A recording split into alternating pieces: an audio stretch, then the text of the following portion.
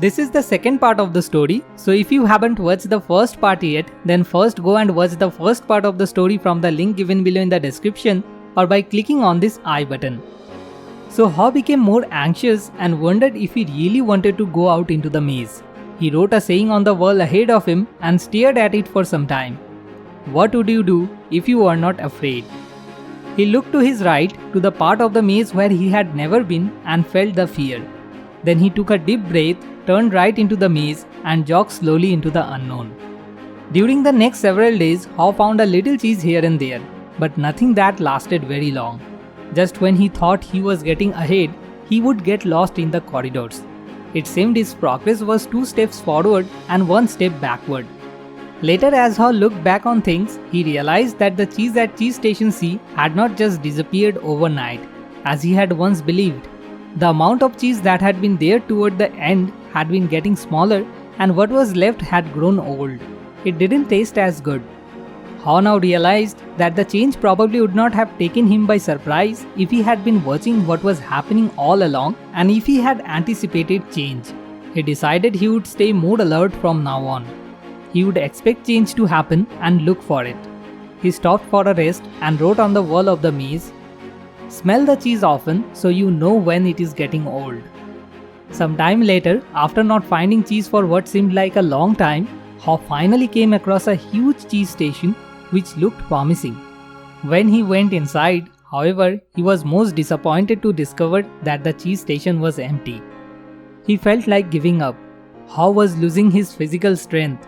He knew he was lost and was afraid he would not survive. He thought about turning around and heading back to Cheese Station C. At least if he made it back and Hem was still there, Haw wouldn't be alone.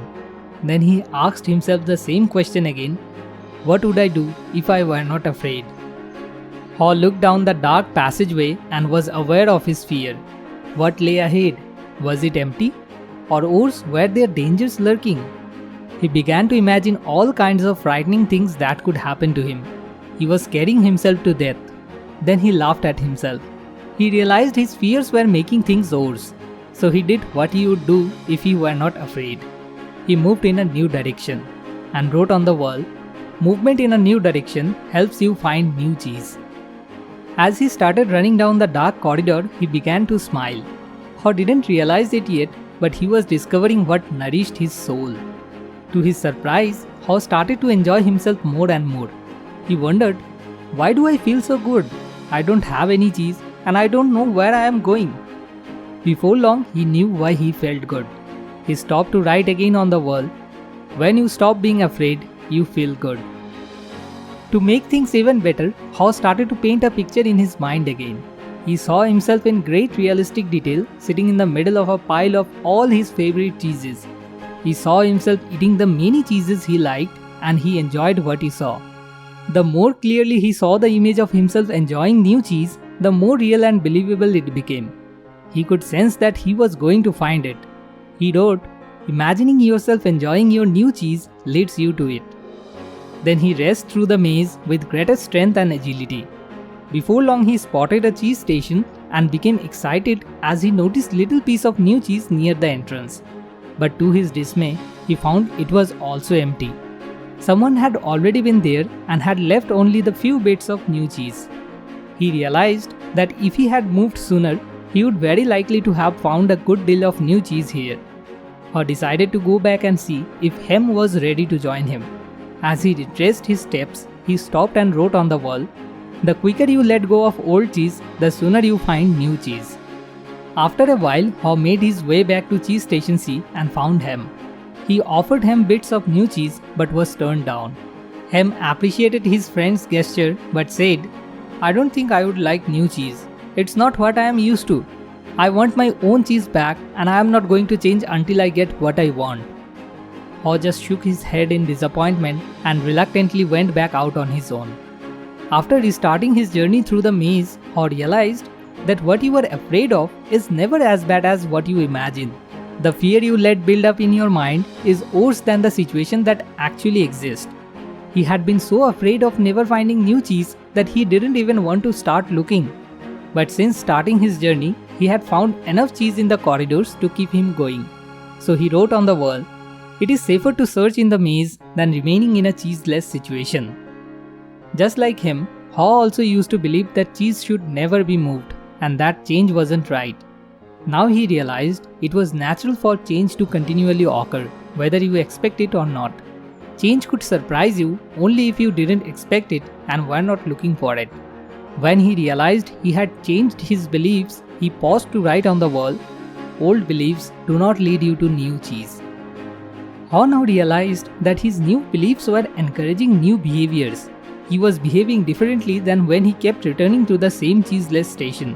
He knew that when you change what you believe, you change what you do. It all depends on what you choose to believe. He again wrote on the wall, "When you see that you can find and enjoy new cheese, you change course." Then continuing his journey searching for the new cheese, Haw realized he probably would have found it by now if he had expected change, rather than wasting time denying that the change had already taken place. So he again stopped and wrote on the wall, "Noticing small changes early helps you to adapt to the bigger changes that are to come."